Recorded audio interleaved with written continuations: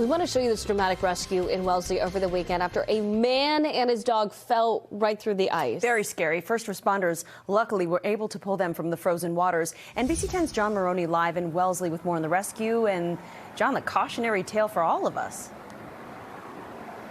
Monica, the ice is not safe in a lot of places, and that includes Lake Waban here in Wellesley. But that man and his dog are fine, thanks in large part to first responders. All right, Tommy.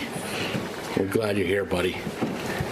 Ed Berger and Tommy are at home and safe tonight after falling through the ice at Lake Waban in Wellesley. There's nothing more horrific than not being able to get to your dog. Berger, Tommy, and his other dog, Oscar, were walking near the lake when Tommy ended up in the frozen water. And there was a dock that made its way out to the ice, and the dog saw some birds and just went for it. Trained as an EMT, Ed Berger said he asked someone to call 911 before venturing onto the ice with a boat he located in hopes of saving his companion.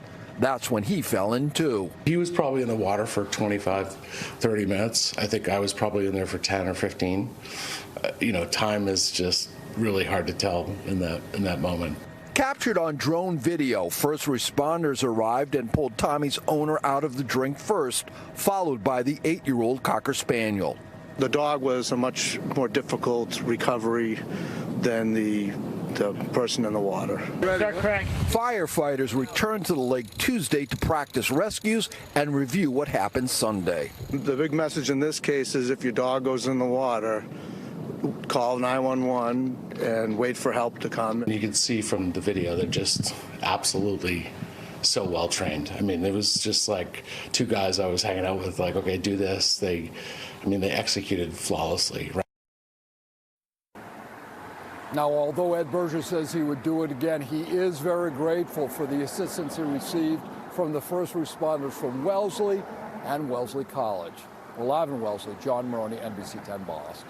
All right, John, thank you. Really important to keep in mind that you never know how thick or thin the ice may be. And watch out for those pups, too. I know. And just looking at the Charles River right over here, I mean, you can see a lot of ice on it, but it's a lot. Not the safest. Our temperatures are going up and down as well, and so you got to be extra careful.